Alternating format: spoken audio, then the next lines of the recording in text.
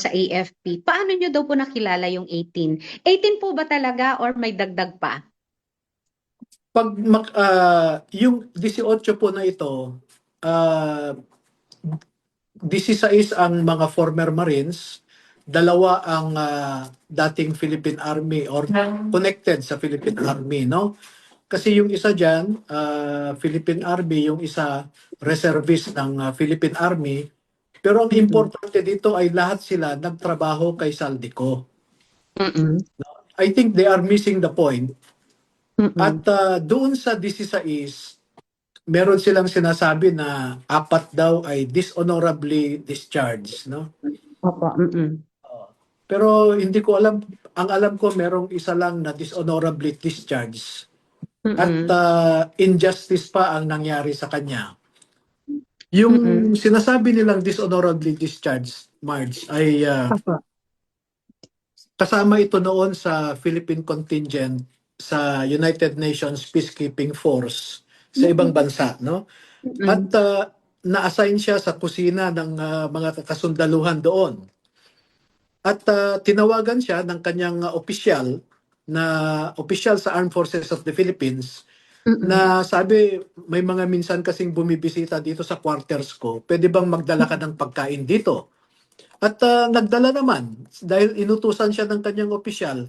Pagdating niya sa Mm-mm. isang military gate o barricade, ay in-inspection yung kanyang sasakyan at nakita yung mga pagkain. At Mm-mm. doon ay tinanggal siya, no?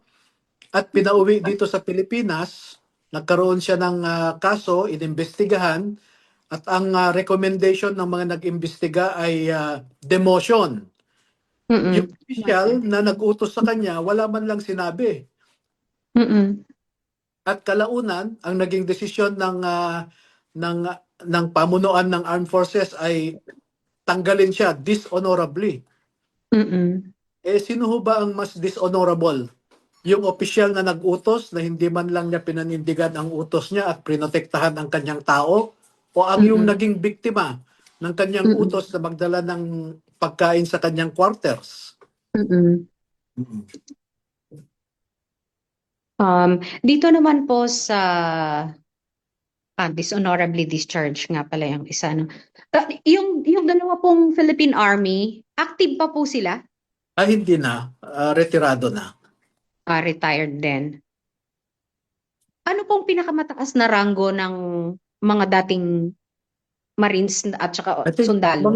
mga master sergeant din ang naabot nila. Mm-mm. Ilang buwan, ilang taon silang nanatili na nakasama nila si Zaldico? Meron diyan 1 taon, 3 taon, 5 taon, hanggang 9 na taon. Ay, matagal. Yes. Ayan. So, 18 lang po talaga, wala nang dagdag. Saka na lang po yung iba kasi mahirap yung marami. Sa bagay po. Tapos ito pa po, may isang question dito. Handa raw po ba silang humarap yung 18 sa mga pagdinig? Kasama po yan kung kinakailangan kasi magsasampa nga kami o ire-refer namin yung kanilang affidavit sa ombudsman at Mm-mm. handa silang humarap sa mga investigador ng ombudsman. Mm-mm. May mga dokumento na daw po ba na nagpapatunay ng kanilang akusasyon na An- related kay Zaldico? Anong dokumento ang hinahanap? Kasi ito, eyewitnesses ang mga ito. Hindi naman pwedeng i-dokumento yung pagde-deliver nila ng pera. Mm-mm. Eyewitnesses. Mm-mm. Ano po ang pinakamalaking pera na na-deliver nila? Umabot po ng 52 na maleta sa isang araw o sa isang delivery. Mhm. Saan po? Meron pong sa Forbes Park. Pero ganito, Ano simplehan po? natin. Sige po. 3 hanggang 4 na beses nagde-deliver ang mga ito sa isang linggo na hindi bumababa sa 20 na maleta kada delivery. Nagmula noong September 2022 hanggang halos kalahati ng 2025. Mhm. Kaya ang sabi 2025. nila, mahigit 100 beses silang nag-deliver sa Forbes Park sa isang bahay at Mm-mm. halos mahigit ding 100 beses na nag-deliver sila sa Aguado sa tapat ng Malacanang. Kanino pong bahay yung Aguado? Hindi ko rin po alam kung sino ang registered owner ng bahay sa yung Aguado na bahay na yon. Pero Tapos alam naman nila kung saan yan. Apo. Yung Forbes po, kaninong bahay? Marami po iba't iba, no? Mga senador, may mga congressmen din na nasa Forbes Park ang bahay. Mhm. So iba-iba. Sa kabuuan, gaano po kalaki ang perang na ipamahagi nila mula 2022 hanggang 2025? Sabi ko nga, kung yung sinasabi nila na 3 hanggang 4 na beses sa isang linggo sila mag-deliver sa Forbes Park at saka sa Aguado sa Malacanang, binilang ko po mga 100, something like 135 na beses ito.